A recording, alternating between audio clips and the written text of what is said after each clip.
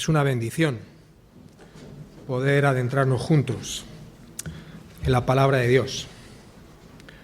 A más de uno le gustaría poder abrir la Biblia libremente el domingo por la mañana y poder estar con otros creyentes para escuchar con claridad la voz del Señor enseñando a nuestros corazones. Estamos terminando la primera epístola de San Pablo a Timoteo y hoy estamos en el capítulo 6. Pero antes os voy a contar un chiste. No os riáis. Hay varias maneras de empezar un mensaje, una predicación. Pues hoy he decidido empezar contándoos un chiste. A ver, eran dos reclutas del ejército español que ingresaron en un acuartelamiento del ejército de tierra para completar el periodo de instrucción. Los que habéis estado en la mili ya sabéis más o menos lo que es eso. Pues hay que estar allí un tiempo en el que te están enseñando el manejo de las armas y un montón de cosas. Disciplina, estrategias, etcétera, etcétera, etcétera. Pues bien, estos dos reclutas ingresaron en un acuartelamiento de infantería y tenían que estar allí 2 meses y algo. Cuando llevaban 1 mes y unos días sin salir del cuartel, pues por fin tenían su primer permiso para salir a visitar la ciudad más cercana o hacer con su tiempo lo que bien les pareciese. Y tenían libre desde las 12 de la mañana hasta las 10 de la noche, que en el cuartel se toca la trompeta y ya la gente no puede salir ni entrar. Pues bien, cogieron un autobús y marcharon a la ciudad más cercana. Vamos a celebrarlo, que estamos libres por unas horas y que podemos hacer con nuestro tiempo libremente lo que bien nos parezca. Pues qué mejor manera de celebrarlo para 2 españoles que tomándose unas cervecitas. Entonces entraron en un bar y pidieron una cerveza, después otra, luego otra, y luego fueron a comer. Y después de comer, pues seguimos celebrándolo tomando unas copitas. Y luego, ¿por qué no unos Cuba Libres? El caso es que a las 8 de la noche estaban tan mareados que decidieron volver al cuartel. Pero cuando salieron del sitio donde estaban, se dieron cuenta que estaban perdidos y no tenían ni idea de dónde estaban.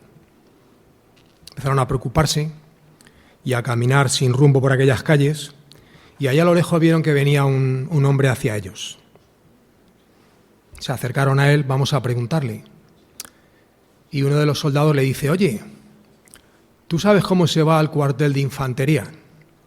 Estaban tan bebidos que ni siquiera se dieron cuenta que aquel hombre que iba vestido de paisano era el coronel del cuartel en el que ellos estaban. El coronel de aquel cuartel era la máxima autoridad, el comandante en jefe.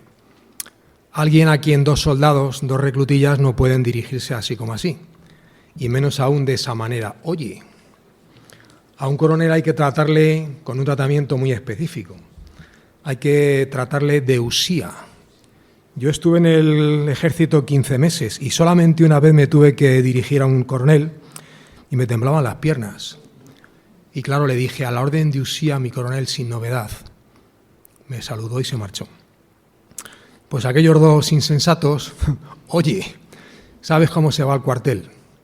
Claro, el coronel, imagínate, se enfadó un montón. Iracundo y colérico le dice a uno de ellos, a los 2, ustedes no saben quién soy yo. Y entonces uno de los reclutas le dice al otro: estamos buenos. Nosotros no sabemos dónde estamos y este no sabe quién es. Y esto es lo que quiero compartir hoy con vosotros. ¿Por qué? Pues porque conozco a más de uno y a más de 2 que no sabe quién es, que no sabe por qué está aquí y que no sabe a dónde va. Preguntas existenciales. ¿Sabemos quiénes somos? ¿Por qué y para qué estamos aquí y hacia dónde vamos? ¿Lo sabemos bien? Yo conozco a algunos que tendrían serias dudas para responder a esto. Nosotros tenemos la suerte de tener la palabra de Dios aquí delante abierta. Y la palabra de Dios tiene autoridad y capacidad para hacernos saber con claridad quiénes somos, por qué estamos aquí y hacia dónde vamos. Y lo que sucederá cuando termine nuestra existencia en este planeta. Alguien hace mucho tiempo escribió: tenemos también la palabra profética más segura, a la cual hacéis bien en estar atentos, como a una antorcha que alumbra en lugar oscuro, hasta que el día esclarezca y el lucero de la mañana salga en vuestros corazones. ¿Sabéis quién escribió esto? Un pescador galileo que se llamaba Pedro. La palabra profética más segura. ¿Sabéis cuál es la palabra profética más segura? La palabra de Dios. Y haremos bien en estar atentos a lo que ella dice, para así tener claro quiénes somos, por qué estamos aquí y hacia dónde vamos. Por eso tenemos el privilegio cada domingo, juntos, de poder adentrarnos en las maravillas y en los tesoros de la palabra de Dios. Como dije antes, estamos terminando la primera epístola de San Pablo a Timoteo. Hoy tenemos en el capítulo 6 que cubrir los versículos del 3 al 10. Si abrís vuestras Biblias, me acompañáis mientras que lo leo. Primera de Timoteo, capítulo 6, versículos del 3 al 10. Dice la palabra de Dios: si alguno enseña otra cosa y no se conforma a las sanas palabras de nuestro Señor Jesucristo y a la doctrina que es conforme a la piedad, está envanecido, nada sabe, y delira acerca de cuestiones y contiendas de palabras de las cuales nacen envidias, pleitos, blasfemias, malas sospechas, disputas necias de hombres corruptos de entendimiento y privados de la verdad, que toman la piedad como fuente de ganancia. Apártate de los tales. Pero gran ganancia es la piedad acompañada de contentamiento, porque nada hemos traído a este mundo y sin duda nada podremos sacar. Así que, teniendo sustento y abrigo, estemos contentos con esto, porque los que quieren enriquecerse caen en tentación y lazo, y en muchas codicias necias y dañosas que hunden a los hombres en destrucción y perdición. Porque raíz de todos los males es el amor al dinero, el cual, codiciando algunos, se extraviaron de la fe y fueron traspasados de muchos dolores. Bien, tenemos por delante 8 versículos y lo vamos a dividir en 3 partes para exprimirlos lo mejor que podamos. En primer lugar, cuidado con lo que predicamos y enseñamos, versículos del 3 al 5. El apóstol Pablo nos dice en estos versículos muy claramente que hemos de enseñar, los creyentes, predicar, divulgar, proclamar, etcétera, solo aquello que sea conforme a las sanas palabras del Señor Jesucristo. Entonces, todos los creyentes, y todos son todos, tenemos la responsabilidad de cuidar muy mucho lo que decimos en cualquier cosa o asunto que tenga que ver con nuestra fe. Es decir, con las sanas palabras del Señor y la sana doctrina continuada por los apóstoles. ¿Por qué digo esto? Pues porque los cristianos en general y los cristianos evangélicos en particular tenemos cierta facilidad para caer en errores doctrinales y creamos rituales y prácticas que en muchos casos nada tienen que ver con la fe. Nada. Os pongo un ejemplo. Hace algunos años, una hermana de otra iglesia a la que tengo mucho afecto, y ya creo que me lo tiene también a mí, con la mejor intención del mundo me dijo un día, dice: Ángel, siéntate aquí a mi lado, que vamos a orar al Espíritu Santo. Cuando me dijo aquello, me quedé pensando por unos instantes y dije, ¿me callo o no me callo? Y entonces decidí no callarme. Además, había más gente presente y me parecía que dejar aquello así, de aquella manera, pues podía ser un problema. Entonces, con mucho tacto y con mucho cariño le di mi Biblia. Le puse mi Biblia en sus manos y le dije, ábrela y muéstrame un solo pasaje donde veas que alguien ora al Espíritu Santo. Uno solo. Esto lo he visto en más de una ocasión. En más de una y en más de muchas. Creyentes que aman al Señor con todo su corazón, pero que hacen cosas que Yo no veo en la Biblia por ninguna parte.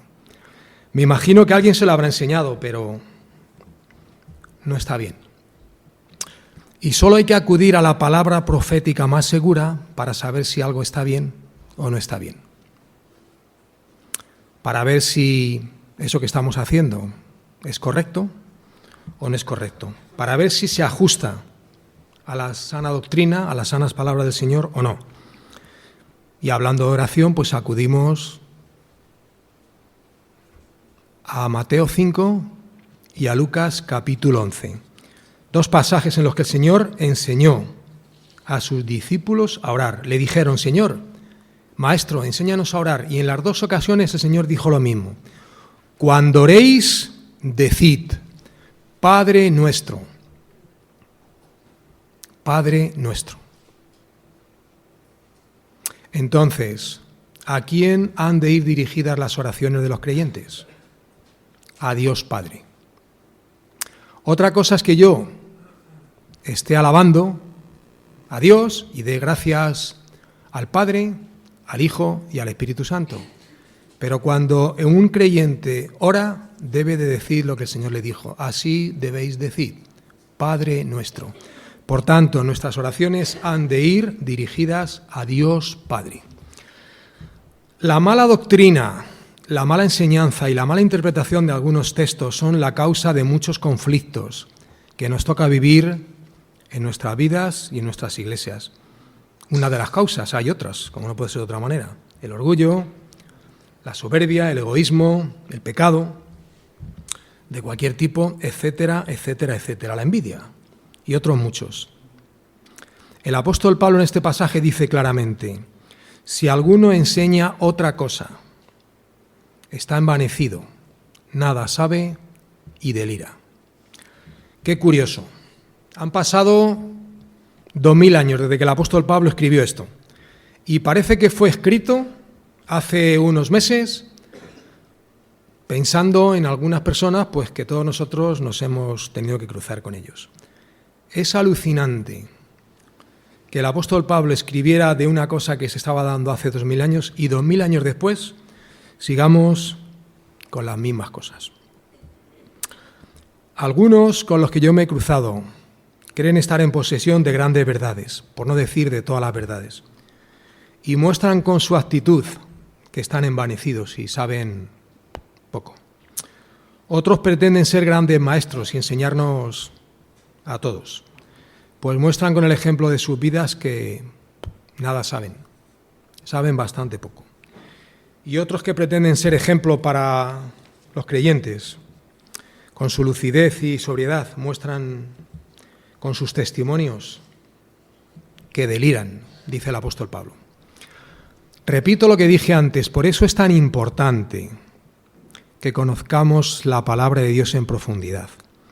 La Biblia debe ser el colador, el filtro o el tamiz que ha de filtrarlo todo, absolutamente todo lo que pueda aparecer ante nuestros ojos.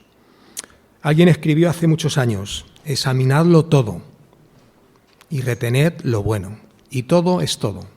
Primera de Tesalonicenses 5:21. Examinadlo todo, absolutamente todo, y examinadlo ante la luz de la palabra de Dios. No hagáis como hacen algunos: yo esto lo creo así porque alguien me dijo hace tiempo. No. Si alguien te dijo eso está bien, pero contrástalo con lo que dice la palabra de Dios. Y si ante la palabra de Dios sigue estando bien, pues bien, y si no, pues habrá que rectificar. La palabra de Dios es la única norma de fe y conducta que tenemos los creyentes, la máxima autoridad.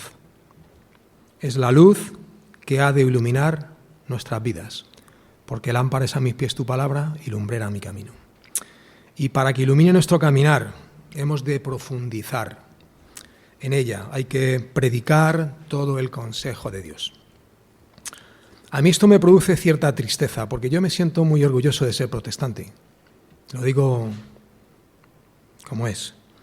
Pero me da un poco de tristeza que cada día es menos frecuente ver iglesias en las que se predica libros enteros. Es que predicar libros enteros en algunos casos aparecen temas que a nadie le gusta tocar. Y tenemos que hablar de cosas que no suenan muy bien.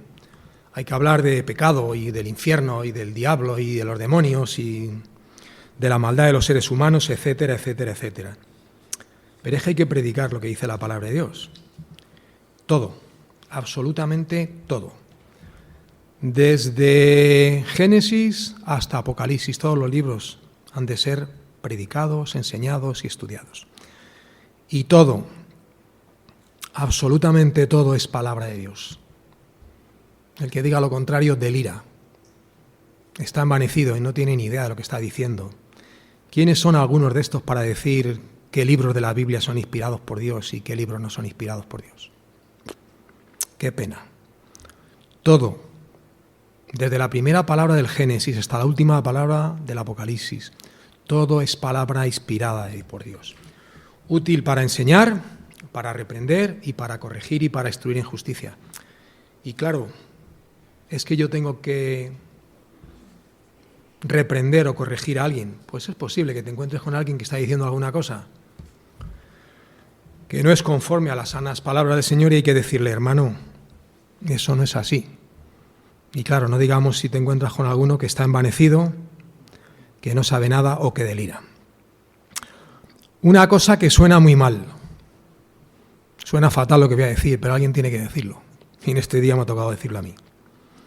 Entre el trigo puede haber cizaña, no aquí, que no es el caso, pero en otros sitios sí. Entre el trigo puede haber cizaña. Sabéis de lo que estoy hablando, ¿verdad? Entre los creyentes puede haber gente que no es creyente y que están en las iglesias para confundir, para crear conflictos, para hacer daño y, si es posible, para tirar las iglesias abajo. Personas que están puestas por el enemigo para crear confusión, para crear mal ambiente, etcétera, etcétera, etcétera. Fijaros lo que dice el versículo 5. Disputas necias que no van a ningún sitio, de hombres corruptos de entendimiento y privados de la verdad, es decir, que no son creyentes. Os podéis encontrar con alguno de estos, que toman la piedad como fuente de ganancia. Apártate de los tales. Y yo, por desgracia, me he encontrado con algunos de estos, que están en las iglesias para hacer negocio. Conocí hace algunos años a uno que la iglesia en la que estábamos, Javier y yo, por cierto, hace mucho tiempo, una iglesia muy grande, pues él hacía allí sus negocios. Y la iglesia era para él, pues eso, una fuente de ganancias no muy honestas. Hay que abrir bien los ojos, porque nos podemos encontrar con alguien como esta persona de la que yo hablo, que están entre nosotros para hacer sus negocios. Hay que tener cuidado con ellos. Que lo único que le mueven son sus intereses económicos y han tomado la vida cristiana como fuente de ganancia. Dice el apóstol Pablo, apártate de los tales, entre ellos y tú, cuanta más distancia mejor. En segundo lugar, la verdadera riqueza, porque este pasaje nos habla de la verdadera riqueza, y esto es muy bonito. Dice el apóstol que gran ganancia es la piedad, y tenemos que preguntarnos quién es la piedad. Pues Manuel y yo teníamos una vecina que se llama Piedad. Su marido la llamaba la 1,5 metros porque era muy bajita, pero el texto no habla de esa persona. La piedad es la fe cristiana. Todo aquello que tiene que ver con la forma de vida que nos enseñó el Señor y seguimos su ejemplo y seguimos sus enseñanzas. En el tiempo que duró el ministerio del Señor, el ministerio público, Él dedicó mucho tiempo a la enseñanza y sus enseñanzas pues alcanzan a todas las áreas y parcelas de nuestras vidas. Al hablar de piedad hablamos de cristianismo, ¿vale? Algo que en algún momento fue una verdadera revolución y que en la actualidad aún sigue asombrando a muchas personas que se paran un buen día, piensan y se hacen algunas preguntas profundas. El cristianismo abarca muchas cosas y afecta a muchas áreas y parcelas de nuestras vidas, incluso da respuesta a preguntas eternas que alguien no puede contestar, como esas que hice yo al principio. ¿Quiénes somos? ¿Qué hacemos aquí? ¿Y hacia dónde vamos? El cristianismo, entre muchas cosas, significa una forma de vida maravillosa para todo aquel que quiere cambiar y encontrar la verdadera, la auténtica y la única verdad. El cristianismo ha cambiado positivamente la historia de este mundo hace mucho tiempo, la historia universal. El cristianismo fue el primero en defender los derechos y de proteger a la gente más débil. Ahora algunos se jactan y se intentan colgar todo tipo de medallas diciendo que se mueven y luchan y defienden a los desfavorecidos. Parece que ignoran que los primeros que hicieron eso fueron los cristianos y concretamente el Señor, defendiendo a la mujer, defendiendo a los enfermos y a los menesterosos. Todo esto es la piedad, el legado que nos dejaron el Señor y un grupo de hombres comunes y corrientes, porque eran hombres comunes y corrientes, pero al mismo tiempo hombres inigualables, como Pedro, como Pablo, Santiago, Jacobo, etc. Dice Pablo que gran ganancia es la piedad acompañada de contentamiento. Con esto a mí me busca un problema. Cuando estaba el otro día preparando esto, me tuve que parar ahí un rato y pensar. Y no poco, mucho. Es tan importante y es tan profundo que no sé si vamos a ser capaces de entenderlo correctamente. El apóstol Pablo habla de contentamiento, es decir, estar contento, estar satisfecho con lo que se tiene. Al leer esto, por lo menos yo, no puedo evitar hacerme un montón de preguntas al hablar de contentamiento, al pensar en si estoy o no satisfecho con lo que tengo. Y tengo que intentar ser honesto, porque para responder estas preguntas, pues al Señor no le puedo engañar. A vosotros no debo y a mí tampoco tiene sentido que me engañe. Y me pregunto yo una y otra vez, ¿estoy verdaderamente satisfecho con lo que tengo?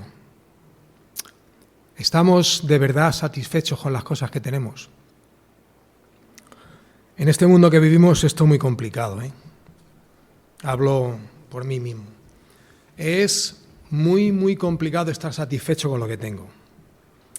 Complicadísimo. Hace unos días escuchaba a una persona que decía que este mundo en el que vivimos está diseñado para hacer de nosotros auténticos zoquetes. Que no pensemos mucho y que simplemente pues que consumamos todo lo que podamos sin... Menudo descubrimiento que hizo el hombre este también, ¿sabes? Pero algunas veces es que es inevitable pararte y ver cosas y pensar y decir, pero bueno, me están manipulando. ¿Qué está pasando aquí? Me llama mucho la atención una cadena que todos conocéis de establecimientos alemanes, Lidl. Todos la conocéis. Anuncian en unas revistas que ponen por todos los sitios para que las veamos que la semana que viene, el miércoles, van a salir pues pijamas, yo qué sé, sábanas, lo que sea. Da lo mismo que sea el establecimiento de Torrejón, el de Alcalá, el de Azuqueca, el de Corlada o el que sea, la gente haciendo cola. Cuando abren la puerta, hay algunas señoras que te pueden llegar a agredir, ¿eh? Hace unos días fuimos a a comprar unas plantillas. Pensaba que me iban a arrancar un brazo. Allí revolviendo. Anuncian que va a salir a la venta, no el Lidl, quien sea, un nuevo modelo de teléfono. En Madrid, en Barcelona, en Valencia, en Sevilla, en Bilbao y en un montón de sitios más, hay personas durmiendo en sillas por la noche en la calle para poder comprarse un teléfono que vale 600 euros. ¿No os habéis pensado alguna vez que la gente está volviendo loca? Yo por lo menos lo pienso. Hace una semana me pasó algo curiosísimo. La hija de unos amigos nuestros literalmente se tronchaba de risa al ver mi teléfono. Pero se partía de risa. Y yo ya me estaba haciendo sentirme mal. Y le pregunté, bueno, ¿y qué le pasa a mi teléfono? ¿Y cómo puedes ir con este teléfono por la vida? Me le regalaron mis hijos hace 8 o 10 años y mientras que funcione, yo tengo teléfono hace 3 días y porque la iglesia en la que trabajé durante 10 años me pidió que tuviera teléfono para que la gente me pudiera localizar en algún momento, si no, no lo tendría. Cuando eso se estropee, es muy posible que vuelva a no tener teléfono móvil. A mí no me gusta que me manipulen de esa manera y que me creen obligaciones y necesidades que luego no hay manera de... Pues la chiquita, es que, pero bueno, ¿cómo puedes tener este teléfono? Pues porque es el que tengo. ¿Y qué le pasa a mi teléfono? ¿Estoy verdaderamente satisfecho con lo que tengo? Es complicado, ¿eh? A mí me gustan los coches y estoy contentísimo con el que tengo y le doy gracias al Señor todos los días por él. Pero claro, te pones a ver la televisión y bueno, aquello es una cosa. Y coches muy baratos de 40.000 euros y de 50.000, ¿por qué no te compras uno? Me dan ganas de salir corriendo a comprarme dos. ¿De verdad estamos contentos con lo que tenemos? Voy a deciros una cosa, mirar, y esto es para mí, ¿eh? El verdadero creyente no ha de obsesionarse por acumular cosas, posesiones. Porque la piedad, es decir, todo lo que hemos recibido en Cristo, proporciona mayores riquezas que todas las que este mundo me puedan ofrecer. Así de fácil. Además, dice el apóstol Pablo en su segunda carta a los Corintios que las cosas que se ven, es decir, los coches que a mí me gustan son temporales, pero las cosas que no se ven son eternas. Y entonces, ¿en dónde tengo que poner yo mi corazón? Por nada estéis afanosos. Dice el apóstol Pablo que gran ganancia es la piedad acompañada de contentamiento. Pues si al pensar en todo lo que he recibido en Cristo, es decir, el perdón de Dios, su amor, reconciliación con el Padre, montón de bendiciones y la más bonita y hermosa de las esperanzas, ¿eso no hace que me sienta contento y satisfecho? Confieso públicamente que tengo un problema, y además bien gordo, ¿eh? Y además olvidamos que nada trajimos a este mundo y nada podremos sacar cuando nos marchemos de él. A mí me gustan mucho estas palabras del apóstol Pablo, de verdad. Son pasajes que has leído un montón de veces, pero que nunca te has parado. Y el otro día cuando me senté y empecé a meditar sobre esto es impresionante. Y además me recuerda las enseñanzas del Señor en el Sermón del Monte. Concretamente el versículo 7, que nos recuerda aquello que dijo el Señor, cuando dijo que deberíamos de confiar, algo que hacemos muy poco. Confiar en nuestro Padre Celestial para la provisión de nuestras necesidades. Vamos un momentito al Sermón del Monte. Capítulo 6. Porque es tan bonito que tenemos que leerlo y recrearnos en ello. Mateo capítulo 6. Versículos del 25 al 34. Lo vamos a leer todo. Dice el Señor. Mateo 6, 25 al 34. Por tanto os digo, no os afanéis por vuestra vida, qué habéis de comer o qué habéis de beber, ni por vuestro cuerpo qué habéis de vestir. ¿No es la vida más que el alimento y el cuerpo más que el vestido? Mirad las aves del cielo, que ni siembran, ni siegan, ni recogen en graneros, y vuestro Padre Celestial las alimenta. ¿No valéis vosotros mucho más que ellas? ¿Y quién de vosotros podrá, por mucho que se afane, añadir a su estatura un codo? Y por el vestido, ¿por qué os afanáis? Considerad los lirios del campo, cómo crecen, no trabajan ni hilan. Pero os digo que ni aun Salomón con toda su gloria se vistió así como uno de ellos.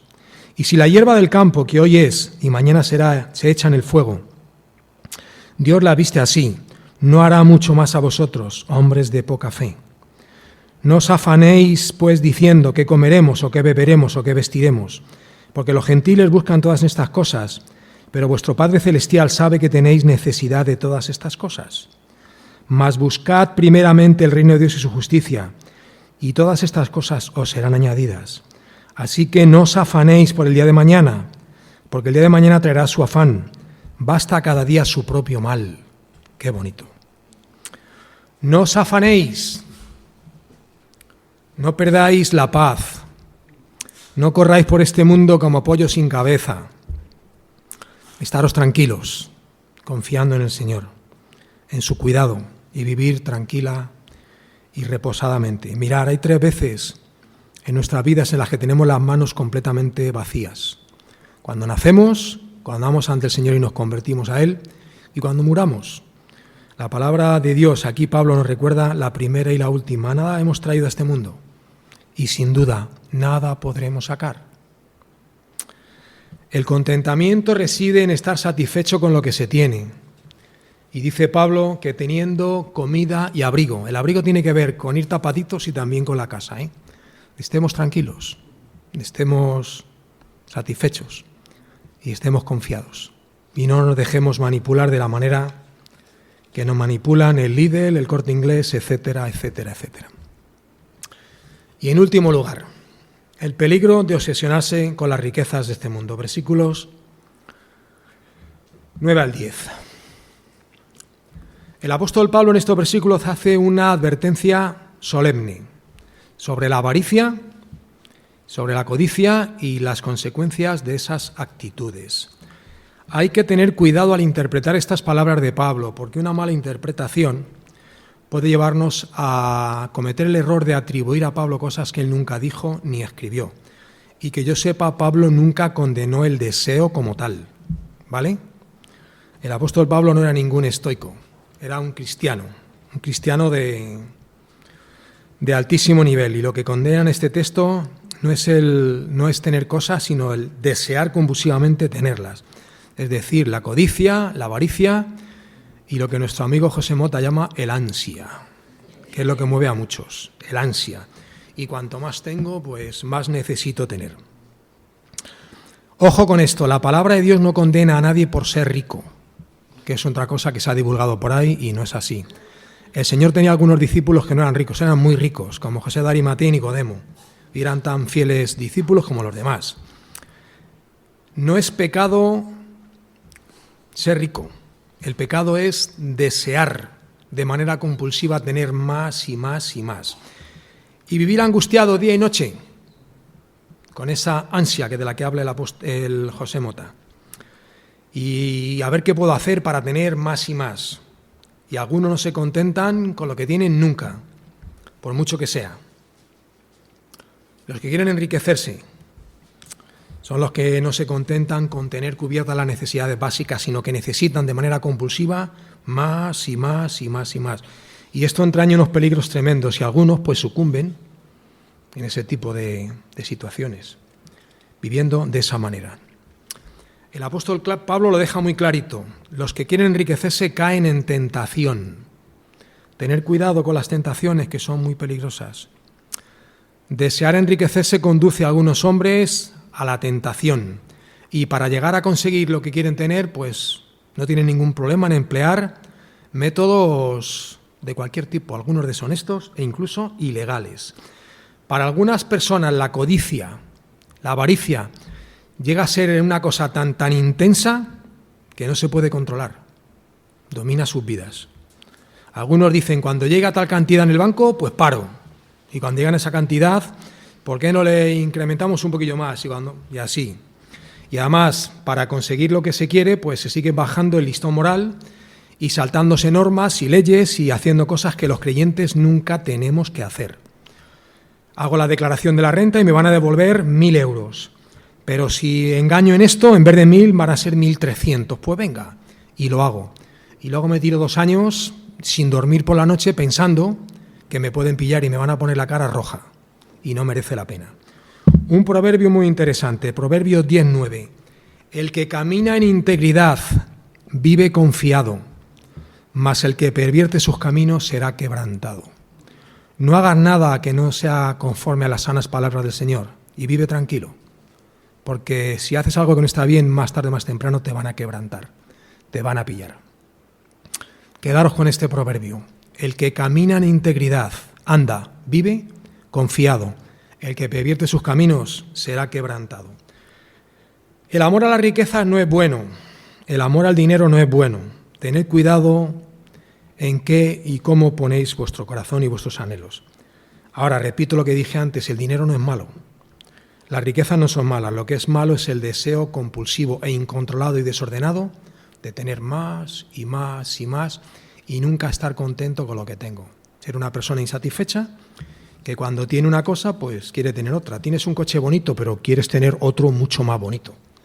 Y cuando tienes otro más bonito, pues quieres tener 2. Y cuando tienes 2, quieres tener 3. Y eso te hace ser una persona insatisfecha que nunca, jamás disfruta de lo que tiene. Y eso es un lujo que un creyente no se debe permitir. Bien, con esto voy a terminar. Hemos visto 3 enseñanzas de este pasaje. Intentar recordarlas, que nos las dejó el apóstol Pablo ahí, para que nos deleitemos y nos recreemos en ellas. Cuidado con lo que predicamos y enseñamos como discípulos de Jesucristo. La verdadera riqueza y los peligros de obsesionarse con cosas que no podemos dejar que nos afecten de esa manera. Pregunta que siempre tenemos que hacernos al leer la Biblia, al escuchar una predicación, al leer un pasaje, etcétera, etcétera. ¿Cómo afecta esto a mi vida? ¿Me afecta esto o esto no va conmigo? Pues hay cosas que seguro que te afectan de manera muy directa. A mí por lo menos me afectan. Otras a lo mejor no, y otras de manera indirecta. Pero es posible que todo tenga algo que ver con tu vida. Tener cuidado, pensad bien lo que hacéis y sobre todo orad a Dios para que os dé sabiduría y para que caminéis por esta vida como un creyente, como un cristiano, como un discípulo de Jesucristo debe hacerlo. Amén. Oramos. Amado Padre,